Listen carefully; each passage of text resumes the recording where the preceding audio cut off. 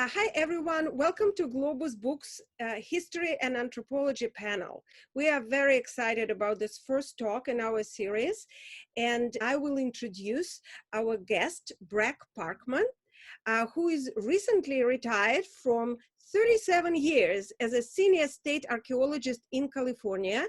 His award-winning work has spanned much of the world, including the Canadian Plains, the south coast of Peru, and central Siberia.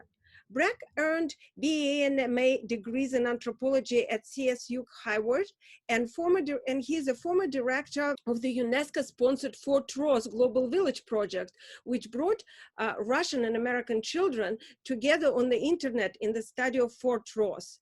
He is a past president of the Society for California Archaeology and a former research associate at UC Berkeley.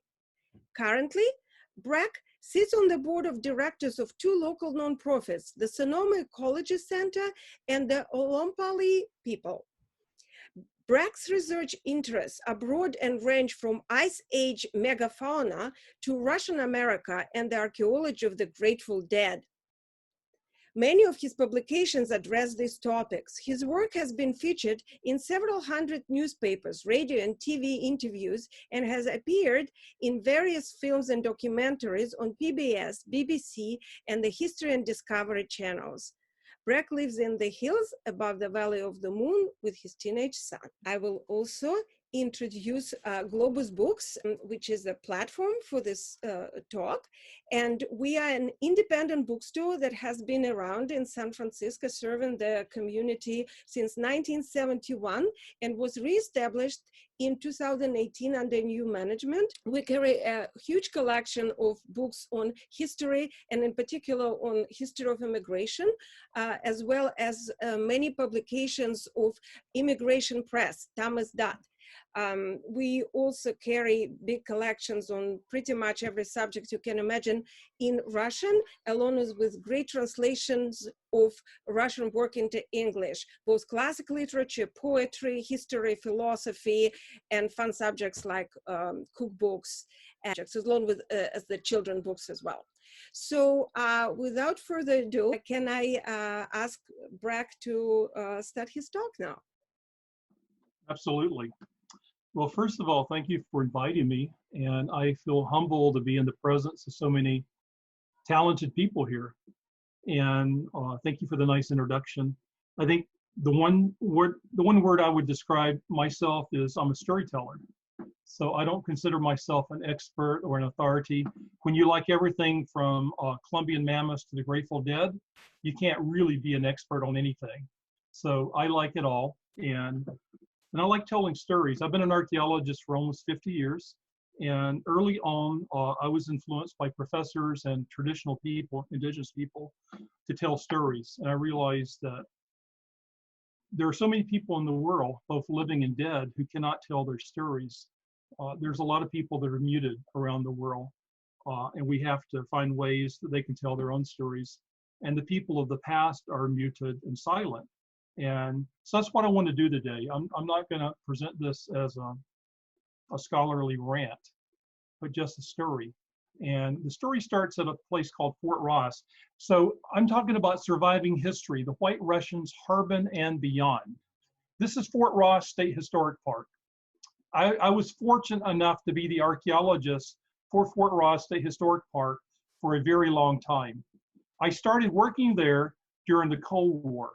And the archaeology I did, and the anthropology I did, and the interactions I had with Soviet, later Russian people were very different than halfway through my career when things changed, when the world changed. And I'll explain that. A lot of my publications are about Fort Ross. I attached one to the side here, but I don't know if you can see that. Because I worked at Fort Ross, and I'm going to return to my face in just a minute. I want to show a couple of slides. Because I worked at Fort Ross, as an anthropologist, I began to see some really important differences in how people interacted with the park in the late 70s and 80s versus now. And I started meeting Russian people, and I decided to put together a project called Fort Ross Global Village. I was a student of Marshall McLuhan in mass communication. I never met the man, but I read all of his books. And I wanted to do something with the internet when we first started using the internet that would bring Russian and American school kids together. So I created this project, and UNESCO signed on as my sponsor, and it became the Fort Ross Global Village Project. And we worked with high school kids throughout Russia, throughout California, and a few schools in Alaska. Some of the highlights, in 1998, I took a group of kids to Russia for the summer, and we did archaeology and studied ecology. The next summer, we brought a group of Russian kids to California, and so forth and so on.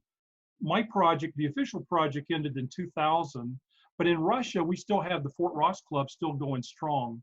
This is their 23rd year. And so the project is still continuing. So that was sort of my interest in Fort Ross. And then about 20 years ago, I went to an auction in Petaluma. And on the left side of the screen, you see my kitchen table, which you also see behind me here. And I, at auction, bought this box. And I wanted the icons, to be perfectly honest. There were beautiful Russian Orthodox icons. I'd been to Russia. I fell in love with icons.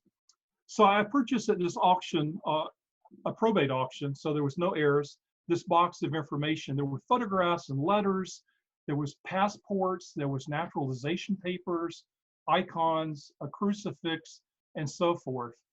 I didn't speak Russian, I didn't read Russian, so I immediately boxed it up and put it away, and I thought, someday there's a story to be told here. I got it out of storage about a year ago and started working with a friend to translate some of the documents. And I found out there's a tremendous story here, a tremendous story.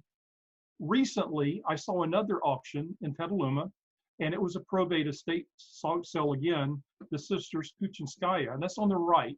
And it's the same story again. Someone died, there were no heirs. This box of materials went to auction. It's icons, photographs, lots and lots of letters, and everything imaginable. That's what we have here. So I've been sitting around and I've been looking at my kitchen table and laying all these things out, and I've slowly been cataloging and scanning all the documents. And there's hundreds of them. There's hundreds of letters, almost all in Russian, mostly cursive. So it's very difficult. Even the Russian-speaking people I know have trouble. They slowly have interpreted a couple of them, but it's fascinating. So as a storyteller, I wanted to put this story together just enough to interest other people. GlobusBooks for one. There's a lot of beautiful old Russian books in the second collection. The letters, well, I'll show you in just a minute. So I want to talk about these two photos. On the left is Dr. Ivan Budoff, and on the right is his younger brother, George.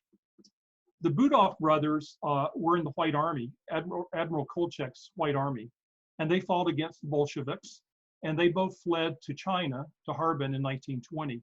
They took refuge in Harbin.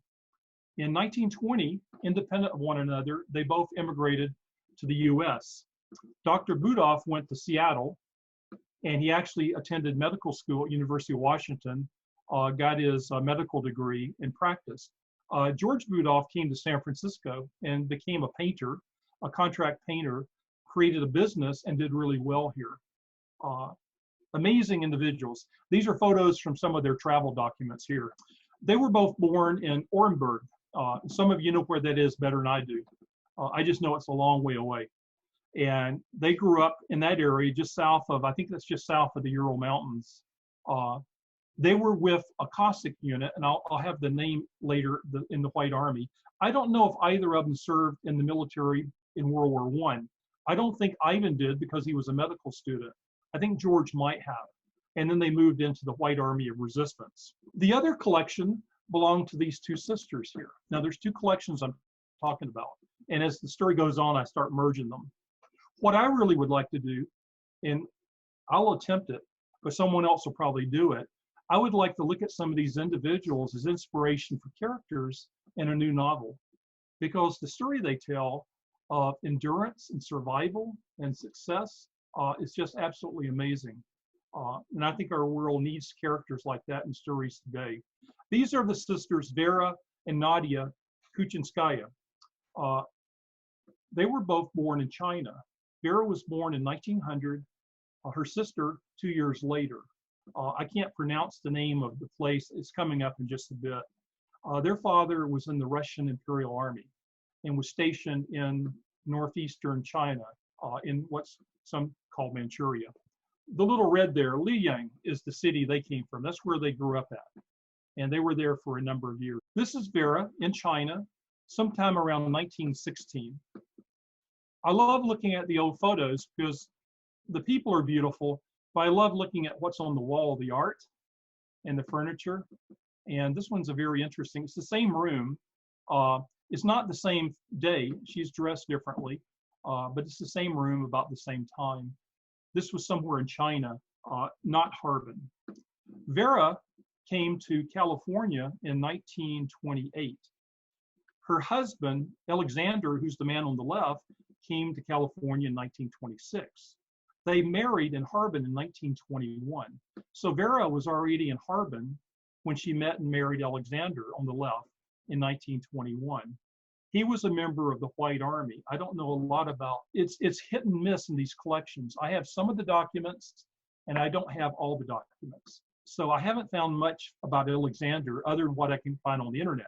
I don't have his naturalization papers. I don't have his military papers. I do have some of those for other people. But anyway, that's Alexander. He has a very interesting name, Alexander Duttov.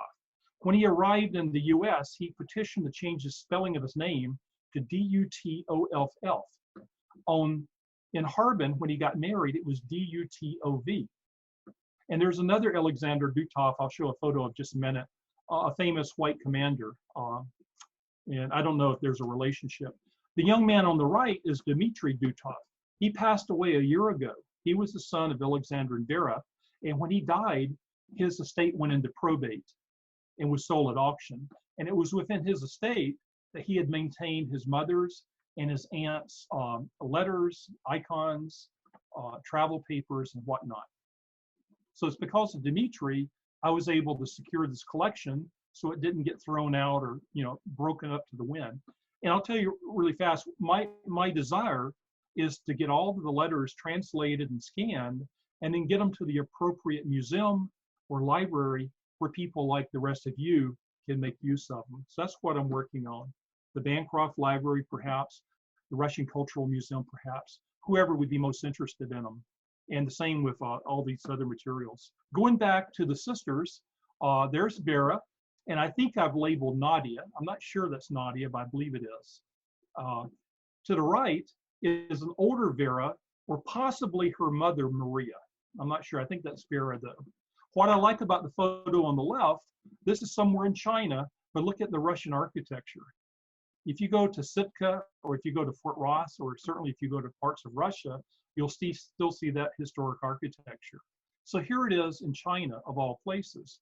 And if you've been to northeastern China, you realize there's a lot of Russian architecture still in places like Harbin, but it is slowly disappearing. This is my favorite character. I don't know why. I'm in love with Nadia. Her story needs to be told. This is just a whole range of photos that are in the collection of her. And they were in Dimitri's possession when he died, and I assume they were in his mother's possession, Vera, when she died, but these are all of Nadia. The one at the upper right was taken in 1959 in Hong Kong when she got her smallpox shot on her way to Australia. The others are mostly in Harbin or elsewhere. Fascinating lady. The one on the left is her Chinese-Russian passport from the 1920s in Harbin. The photo again on the right was made in Hong Kong in 1959 when she immigrated to Australia. Her sister Vera had left Harbin in 1926, and her mother Maria had left in about 1935. Nadia didn't get out. Either she didn't get out or she didn't want to get out, and I'm not sure which yet. But she was trying to go to the US all through the 60s and the late 50s, and she was turned down. She wasn't accepted. So she ended up in Sydney, Australia, and that's where she lived out the last few years of her life, and that's where she died, and that's where she's buried. But there's a story here, and as a storyteller, I can tell the story, but I'm not sure I'm such a researcher that can get it all out. Someone has to translate all those letters, because in all the letters, especially Vera's to Nadia's, it talks about what she saw, who she knew, and where she went. Here's her application to come to the US in 1963. It wasn't accepted. At the time, she was a dishwasher. This is in Sydney. So that's where she lived. She lived in Irkutsk from 1918 to 1919. She lived in Chita from 1919 to 1926. She was in Harbin from 26 to 59, and then she went to Australia in 59. In a little bit, I've got a slide of Russian history or Harbin history, and those places and those dates are really telling. And if you know the story of the white Russian migration leaving Russia, you understand Harbin and maybe some of these other places. Nadia's father, Alexander, was in the Russian army, and he was stationed with the family in northeastern China. And in 1904, the family moved. And 2 years later, the mother said she was a widow on some of her papers. So something had happened to the father. My assumption is he died in the battle. There was a major battle, first big battle of the Russian-Japanese War occurred right where they were living. And the Japanese army won. And right after that, the sisters Kuchinskaya leave. They go to another city in China, and their mother declares that she is a widow. So here we go. You can see Harbin down in the lower right. There's Chita. There's Irkutsk. Irkutsk and Chita are both built on the Trans-Siberian Railway. The families indirectly are involved with the creation of the railroads, both the Trans-Siberian and also the Chinese Eastern Railway. And in fact, that's what the army post was doing in China that the sister's father was involved with, working on the railroad there. So Harbin's a really interesting place. Go in summer, not winter. It's brutally cold in winter. But if you go in winter, you see things like the ice festival. They build cities out of ice. I would have liked to seen Harbin in the 1920s. That's when I would have loved to have seen it. This is just a postcard from the 1920s. Those are some of those interesting dates I was talking about. The Chinese Eastern Railway starts in 1898. It was a concession that China gave Russia to build a railway. By 1900, there were 5,000 Russians in Harbin. By 1915, there were 40,000 Russians in Harbin. And then you have the revolution, and you have the Civil War. And in 1920, George and Ivan arrive in Harbin. They take refuge. In 1921, Vera marries Alexandra. By 1922, there's 120,000 Russians in Harbin. And some accounts say within a few years, as many as 200,000. 1923, George and Ivan leave. 1924, the Soviet Union's first wave of repatriation occurs. Some went, some didn't. Nadia arrives in Harbin in 1926. Vera leaves in 1928. In 1931, the Japanese Imperial Army comes to Harbin and occupies it. In 1934, the total population of Harbin, everybody included, was just over 500,000. In 1945, the Soviet Red Army liberates Harbin. Those who were white Russians could be repatriated, but if you didn't answer all the questions right, you could also be sent to a labor camp. 1952, the Soviets had the second wave of repatriation. And still Nadia's there. She leaves in 1959. How she got through all of that, I'm not really sure. And I'll tell you in a minute why. But she leaves in 1959. 1988, there were 30 Russians of record. Today, well, 2010, the total population was over 10 million. So I tried to imagine what Nadia saw living in Harbin all those years. The coming of the Japanese occupation army, the liberation of Harbin by the Red Army, which for some Russian people was probably something to celebrate, but remembering that there were people living in Harbin who had fought the Red Army, I'm not sure how that was. And then what did it finally take for Nadia to leave or be asked to leave or whatever it was? Well, Chairman Mao's revolution was 1949. She survived that. But then if you remember, the Great Leap Forward started in 59, and millions of people started starving because of that program. That's when she left. And I don't know if there's a relationship between the Great Leap Forward and the fact that millions of people starved to death and she left or not. One of the people that Nadia knew was this fellow, Colonel Alexander Somanov. He was a White Army commander. He was in Australia in 1929, and he sent this photograph to Nadia, and it says to Nadia from 1929. And that's interesting enough, but here's what I also found in the collection. Here's a photograph of Nadia from about the same time period, 1929, and she has a letter on the back, and I can't quite read it because my screen is covered partly, but I had a Russian friend translate it, and it essentially is writing to the colonel saying, remember the good times when we rode horses together in Chita, and on the morning of the big battle with the Bolsheviks. So I'm left wondering, who was Nadia? Was she a combatant? Was she a supporter? And if she was a combatant or a supporter, how did she survive in Harbin all those years during occupations and reoccupations? Probably in the letters, and there's lots of letters. I'm sure those answers are there. And that would warm the heart of a storyteller, because I want to tell her story very badly, or have someone tell it. Now, going back to Vera, Nadia's older sister, here's Alexandra again, her husband. They met and married in 1921 in Harbin. He came to the US ahead of her. She joined them in 1928. I don't know a lot about him, but he had the same name as his famous general, Alexander Duttov. I don't think they're related, but I'd love to figure that out. They were born in cities about 1,000 miles apart. So if they're related, it's probably a distant relationship. As you know, if you know the history of General Duttov, a Bolshevik agent was sent to assassinate him, and he was killed in China in 1921. And that's about the time that Alexander Duttov, who had spelled his name D-U-T-O-V, asked to spell it D-U-T-O-F-F. I'm not sure there's a relationship there. The records are incredible. There's everything in the records. This is Vera's records. And she's burying her husband, who died in 1961, Alexander, who you just saw. And he's buried at the Serbian cemetery in Colma.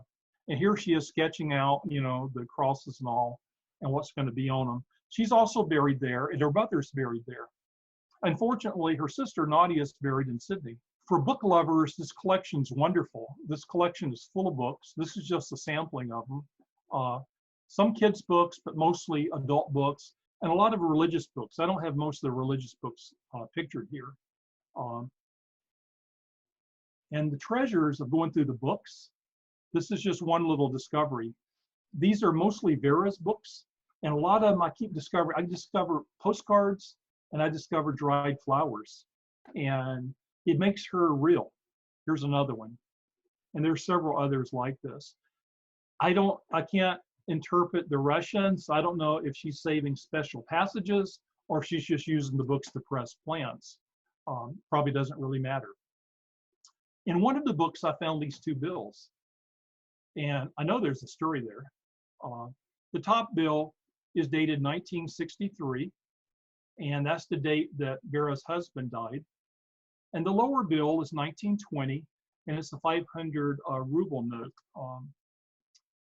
It's a little bit of both worlds, and I would assume it was symbolic having those two together in a book. And then the icons, lots of icons, all types of icons. These are icons from Vera and or Veras collection.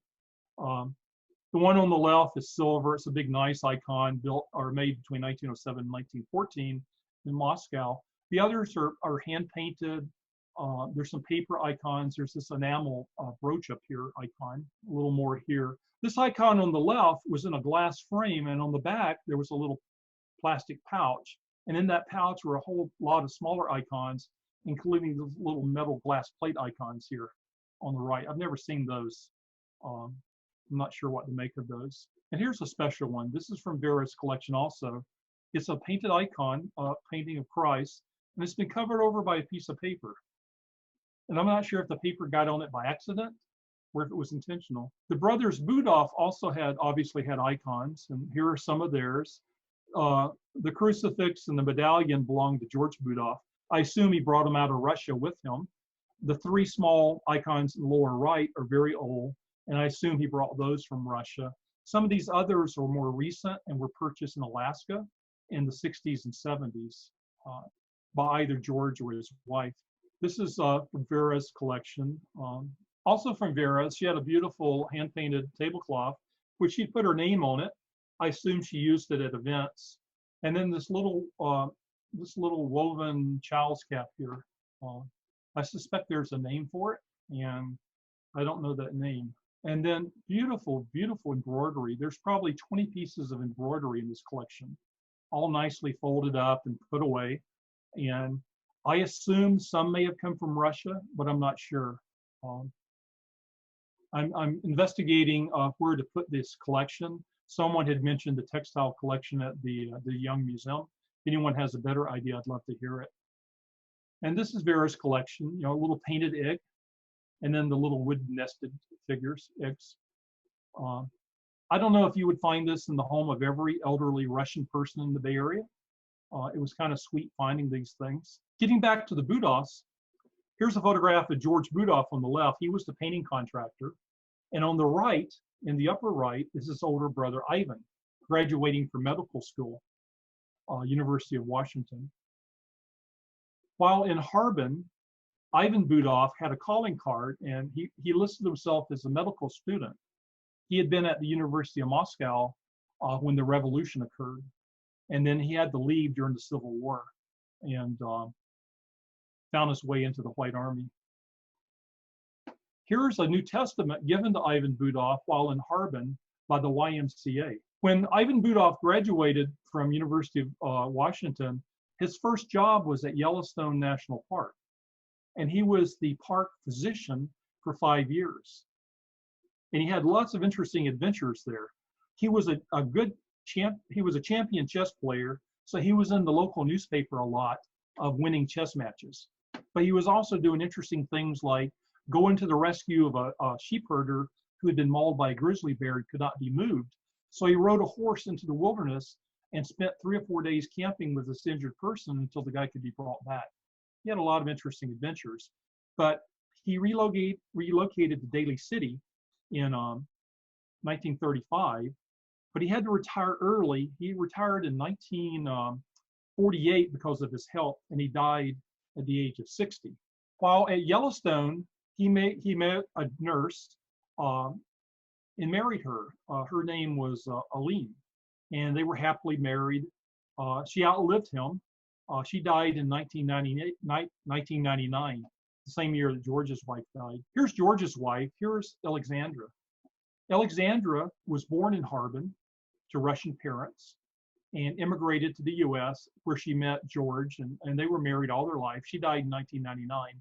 And when she died, she was the last of the 2 couples, and it was her estate that was sold in probate, where I bought the box that, you know, had all the belongings. I love her passport photo. This was taken in Harbin in the 1920s. From what I can tell from letters and cards, they had a great life. They were in love.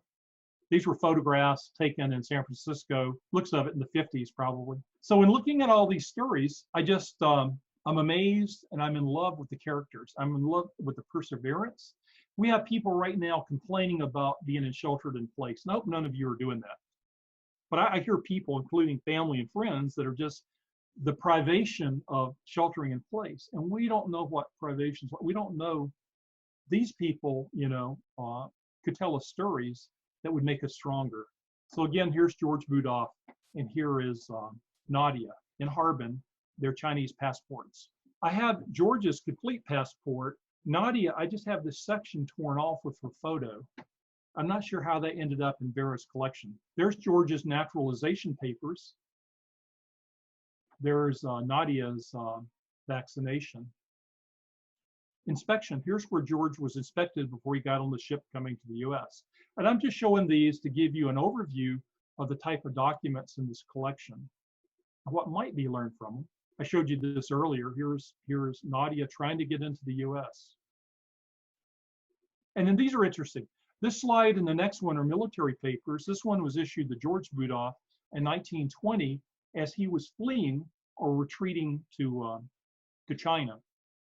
And look at the skull and crossbones. That's the motif of his infantry unit. Well, actually, it was a cavalry unit. And I think in the next one, I have that written down. Here's brother Ivan, his military papers, also as he was retreating with a separate unit into China to escape the Bolsheviks and the Red Army. And there's more military papers I haven't had translated. If I go back to this one, this is George Budoff's papers to get out of Harbin to come to the US. And down at the bottom, I've got two little red arrows. And one of them, one of the people that vouches for him is Lieutenant General Hornath, who was the advisor to the Chinese Eastern Railroad. And below that, it says he was in Kolchak's Russian army. Well, there's the general right there. He was a pretty interesting person in himself, and he had vouched for George. And then George also had served with Kolchak. And if you know the story of Admiral Kolchak, he was executed by the Bolsheviks in Irkutsk at the very same time that Nadia flees Irkutsk and goes to Chita. The letters in Vera's correspondence are going to be hard to translate, I think, even for people that speak Russian, write Russian. They're in cursive, and some of the people that wrote letters from Russia, from South America, from Australia, they got every bit of paper worth out of the letters. They really went for it. Here's one example over there. Makes Nadia's letters to her sister look pretty tame. I don't know that Vera saw her sister very often, but I did find one ticket where she flew from San Francisco to Sydney in 1967. And as you can see, it's an open ticket. I don't know when she came back. She came back because there's a baggage tag, but it doesn't show when she came back. Other than that, I'm not certain she saw her sister again, but they did correspond. Here are just some of the hundreds of letters. And these are being written from people all over, but to Vera. Vera has a friend named Nina in Brazil, and she has another friend, Helen, in Sydney. And they wrote hundreds of letters. Here's Nina down here in Brazil, Helen in Australia, Nadia in Harbin. And I look at the letters, and you see this white movement, the movement of white Russians. You see the diaspora of Russians fleeing the Reds and creating new lives for themselves elsewhere, maybe in places they never intended to be, but it became home. This is interesting. This is Vera's friend in Brazil who has a trust set up for her. And I'm seeing money changing hands. There's money moving around to help people, each other. So I don't know if these are extended families, if they're schoolmates, girlfriends from school or what, but they're helping each other. And most of the information is still not translated in the letters. Here's Nadia's bank book from Australia, 1962, and over here is Vera's. And within the bank books, not to be into privacy matters, I figured they're old enough, and I want to tell the good stories. But you see people struggling to make ends meet and sharing money with family and other white Russians to bring everybody up together, and it's inspiring. I have Vera's diary, her planners, and her Bibles, and I think I might have gotten done. Let me do this. So essentially, these two collections, I have them separate, the sisters and the brothers. I think of them as one family, but I don't know that they ever met. They may have met. They were in San Francisco at the same time. They were in Harbin at the same time. But again, Harbin was a big city and San Francisco is a big city. They may have just met on the street. But in telling the story, I like telling their story together and make their family even bigger. Both families, when the last died, there were no heirs, or at least as far as the counties were concerned. So their estates were sold, and that included their homes and their cars. I was only interested in the records, were sold at probate sale. So their story can disappear. At the one in January, the sisters auction, there was a young guy who ran the bid up, and I asked him, I said, "Are you a family member?" And he said, "No." And I said, "Are you Russian?" He said, "No." And I said, "Do you have any interest in Russia?" "No." And then it became clear to me he just wanted the antique silver icon. That's all he wanted. And he as much as said that to me. So, I had to pay a lot more, but I wasn't going to let the letters be lost or thrown away by someone that just wanted an icon who perhaps wasn't even Russian Orthodox. So the icons, I have a couple of priest friends, Russian Orthodox priests. I'm consulting them what to do with the icons and the crucifixes. I can't keep them, and I don't want to keep them. The books, I've been talking to GlobusBooks about what could do with the books. But the letters are my love, because the letters are where the stories lie. And that's how we keep people in mind and how we remember these families that endured all to come here. So with that, I think I've left a few extra minutes for questions.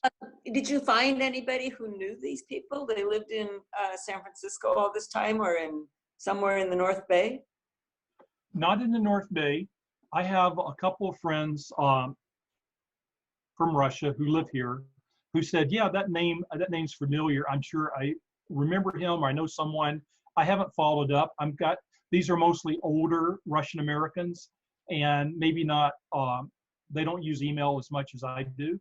So I need to track them down more. I'd like to find out, because obviously there's people out there. I hope. So within the Russian community in the Bay Area. But no, I haven't yet, but I have been looking, but I haven't looked as much as I need to. But I want to tell the stories, because I think the stories are important.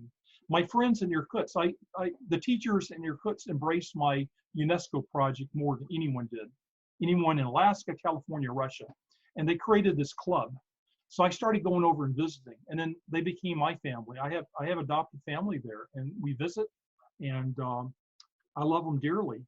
And it took a while. We went camping on Lake Baikal, and we'd get the kids to sleep, and then we'd be sitting around the campfire, and at some point we'd start really talking, and they told me stories about their grandfathers and grandmothers, what they went through. Because Irkutsk was a city that was considered anti-Bolshevik, as probably some of you know. And that's where Kolchak tried to get to, and that's where he was executed. So their grandparents paid a pretty dear price, and a lot of them didn't survive the 1930s. So I have these stories, and I have the stories in the letters of those that got out, but I also have the stories of those that didn't. And it was a hard time, and people endured, and people survived. And the Russian people I know in Russia, and it's really difficult these days because we hear so much about Russia. And I'm constantly saying there's governments and there's people. And it doesn't matter where you go, there's governments and there's people. The Russian people are just like us.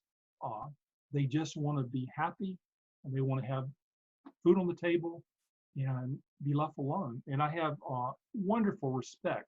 So that's why I want to tell these stories, but I also want to tell it to an American audience to understand.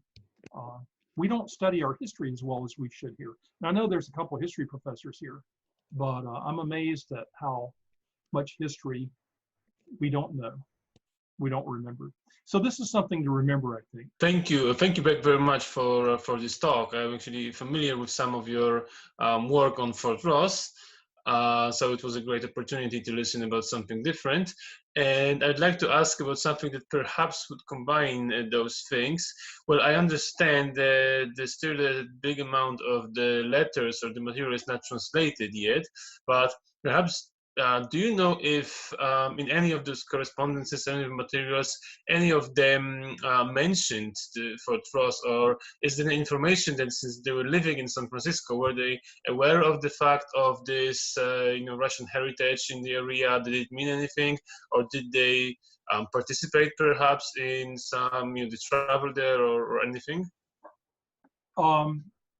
Very good question. The two families, well, let's say Vera and Alexandra Budoff, George Budoff's wife, and Vera Duttov, who may or may not have known each other, but I showed you their photos, were very religious. And I'm talking about lots of hymn books in Russian, a lot of postcards of Russian icons, very religious, lots of religious artifacts, let's say. They because I've seen their checkbooks, they contributed to Russian monasteries. Saint Vladimir, is it Vladimir, both in Alaska and here, they were devout. So in the letters, I think you would see that. The churches, my interesting thing as an archaeologist at Fort Ross is that when I first started during the Cold War, the churches didn't always communicate. There was the church in exile, and there was the church abroad. And I can't really, you know it better than I do. And I used to think that one church was trying to be more patriotic than the other because they had just gone through McCarthyism and everybody was pointing out, you know, communists. And so they would come up on Memorial Day, which I understand is a religious holiday too, and 4th of July. What's nice now, almost 50 years later, is that they work together. You know, we see the churches working together. But at the time, there was a bit of division. I'm not sure which Vera and Alexandra were in, but I'll bet they went to Fort Ross for the services. I'll bet. It's probably in the letter. What I do know is in the photographs, there's a photograph of Alexandra, George Budoff's wife, at Fort Ross. Photo looks like it's probably mid to late 1960s. And I say that because Highway 1 used to go through the compound. I don't know if any of you remember that. But Highway 1, you could drive right in front of the chapel, through the park, through the fort in quotes. And in this photograph, it looks like it's still there. So she made a visit up there in the 1960s. I don't know if her husband was with her or not. It's just her in the photo. He probably was holding the camera. So there is that one there. So it would be interesting to look at any letters from that time period to see if she talks about it. In my article, Fort and Settlement in California History Historical Quarterly, I talk about that attraction, that magnet that Russian people had to go to Fort Ross prior to the end of the Cold War. And then after the Cold War, I saw some really interesting things up there when the Cold War ended. It used to be that if a ranger was working and someone walked through the park speaking Russian, it was like Christmas. You know, they get on the phone or radio and they call other staff. You'll never believe it. There's a Russian person here today. And everybody would look their best and make the park look wonderful. You go up there now and that's all you hear. Most people visiting the park today are Russian-speaking people. It's become, you know, because you can visit it now. There was a long time that Russian people couldn't travel more than 25 miles from San Francisco. You probably know that, without special permission and, to be honest, without an escort. So I used to get the privilege of showing VIPs around, special people that got permission to visit Fort Ross. And it was usually academics and sometimes a government person, very different experience than after the Cold War ended and people like us started visiting. And, you know, I can't, you'll have to read the article. I think I talked a little bit about it in there. So Fort Ross is a magnet and it just attracts people, it attracts Russian people. Fort Ross is as far as old Russia went, you know, on the map. And that means something to friends of mine in Moscow and St. Petersburg. They talk about it, you know. In the old days, it's as far, you know, it's like the English saying the sun never sets on the English Empire, you know, British Empire, for whatever that's worth. And it means something important. I haven't seen it in a while because I haven't been over there, but they made a little 30-second or 60-second documentary about Fort Ross, and they used to show it on Russian TV about once a year, and you know, all across the country. And so it's important. And I actually have Russian historian friends that are still trying to figure out how to get it back. They're making some cases that, you know, well, the bill of sale wasn't valid and there's some problems with Sutter, and it's like, I don't think so, but I wish we could share it.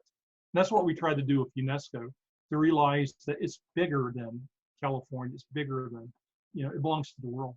That's a long answer, but I liked your question. Yeah, thank you very much. It was interesting.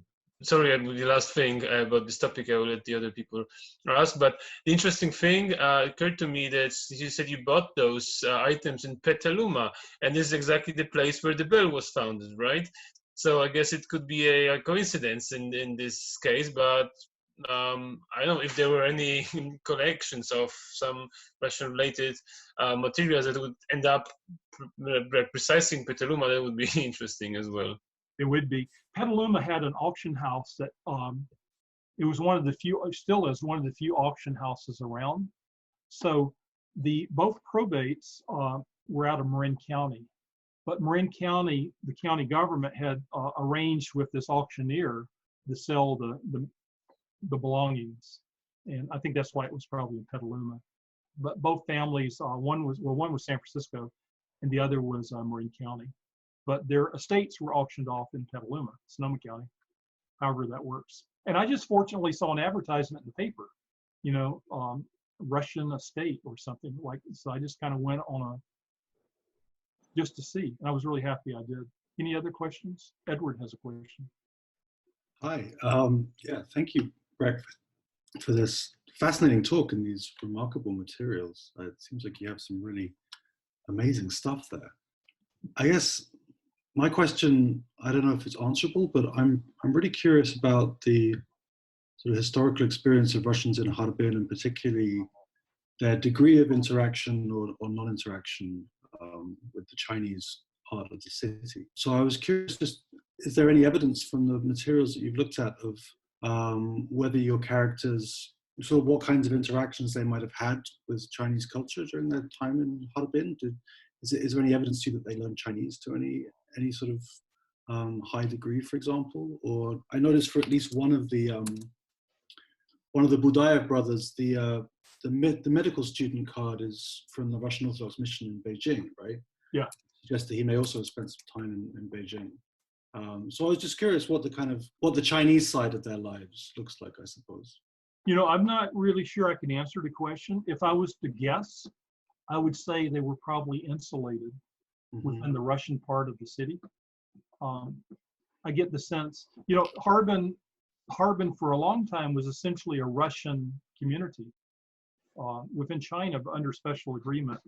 And then politically, with the invasion of Japan, and then the liberation by the Red Army, and then Mao, politics kept changing everything.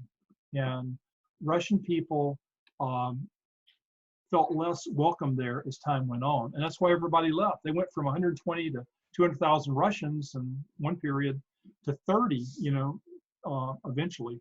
So people had to leave. There were atrocities. You know, a lot of the old Russian Orthodox churches were destroyed after the Chinese Communist Revolution. Within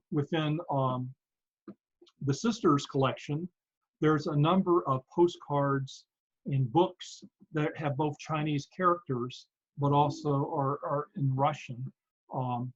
Probably the only thing I can think of off the top of my head that says China is in Vera's collection, and I don't know if it was Vera's or her sisters, there's 4 bookmarks, and they're Chinese. And there's nothing on them or about them that's Russian. Now, how does one get 4 Chinese bookmarks? And they're scenes from that part of China. But again, there's, in the sisters collection, there's a couple hundred letters, correspondence, letters, telegrams, and postcards. And when I say some have been translated, I think 2 have been. 2 very short ones that I could see some words that piqued my interest. So they haven't been translated. And I know there's interesting stories there. There's information, perhaps the type of things that, you know, some of you are looking for. So if you have any suggestions about how to do that, I had an intern who was learning Russian, worked with me last year, but she moved on to a different project. I've got friends in Siberia who volunteered to do 1 or 2, but it's too much to ask somebody to translate 200 letters when they're raising kids or, you know, making a living. So I don't know how to go about that. And I would like to see them translated before I donate them to an archive, but I'm willing to donate them to the archive first if there's any way eventually to have that done. I just want to know what they say. I'll be perfectly honest. You know, having met these characters now and looked at their photos and held their crucifixes, I'd love to know more about their lives. But that may come after I'm gone, you know. Right now, I'm just glad they're safe. And I think about the hundreds of thousands of white Russians that left and went to South America and went to Australia and came to the US and Paris. And how many of them got out with their records, and how many families kept those records all those years? How many collections like this are there? There are others, I'm sure, but I sense there may not be that many. There's photo albums probably that have some photos, but I sense there may not be that many like this. I haven't heard of anything else like this. So even more reason to get it into an appropriate archive. That's a great amount of material you have. I think it's fantastic. I can't believe they were able to save it. I mean, my family saved almost nothing. Yeah. And I can see the sister, I can see Vera saving it. But then she passed away in 1994, and then her son saved it. And he saved his mother's, all the textiles wrapped up and letters. And, you know, I don't know how many sons would do that, you know. Either he knew it was important or he never got around to throwing it out and he passed away with it. He lived to be, he was in his 90s when he passed away. And there's got to be people that know him. I'll probably start with him and then work back because he was here just a year ago, best I can tell. He lived in Mill Valley. And that was Dimitri, Vera's son. Yeah. Well, good luck. Thank you. Thank you all. Thank you for attending today. I have no question. I want to say thank you very much because this history was fascinating for me all my life because I'm from Soviet Union and white immigration was always like legend, like it's never happened. It's something not real, you know, and now it's like, it's life which people live and it's true because we didn't know, we knew like very little about this. So thank you very much. I very appreciate it. Thank you. In those letters, there's all this information about how, not only how people adapted, but how they worked together, this network of White Russians. I can see it in the, you know, the correspondence. I just can't see the words, but I can see the themes. And setting up money in estates, different people, you know, from one continent to another and working together. Just, it's fascinating. I was in Central Australia once with Aboriginal people, and there was the people that lived in the area around Alice Springs, and then they worked as sort of middle women for the Aboriginal people that would come to town every now and then, and they would meet them at the outskirts and take them through the system and show them how to be safe in a white community that was pretty racist at the time. And I can sense that the White Russians are moving into completely different areas. They're moving into Brazil and into Australia, and they're working together as like an extended family, and you sense that. And in a small way, I see my community doing that right now with food delivery and, you know, helping people that are out of work right now. And, you know, our tragedy isn't anything like what happened in Russia with the Civil War and all, but it still makes you realize that we're stronger together. And that's what I sense in these letters. They were stronger because they were together. And fortunately, they kept the letters. Well, thank you so much, Breck. I probably have 1 million questions, but we are running out of time, and hopefully we'll be able to continue in some way and to follow up. I just want to make an observation here because we are at GlobusBooks. You know, we represent literature as much as history. And one of my favorite books, probably my favorite book, is The War and Peace by Tolstoy. And the favorite part at the moment, because I had different parts that I love throughout my life, but for the last 5 years, it's the epilogue that I think is really underrated, and people don't read it as much because they think it's somewhat boring. There's no action there, no love story. But in the epilogue, Tolstoy really goes for the major question and major reason why he wrote the book. And the question is, what moves people and what is the role of an individual person in history? And what is the relation between it? Does one person influence history, or is it all the way around? And of course, Tolstoy being Tolstoy doesn't really answer that, and I don't think we can. But I feel like this lecture could be looked at a way of answering, or the way of thinking about that. And with that, I just want to thank everyone who attended and took time to be here. And massive thanks to Breck for making this presentation and saving this material. And GlobusBooks hopes to be instrumental in making sure that this collection survives. I appreciate that. Thank Thank you all. Thank you. Thank you.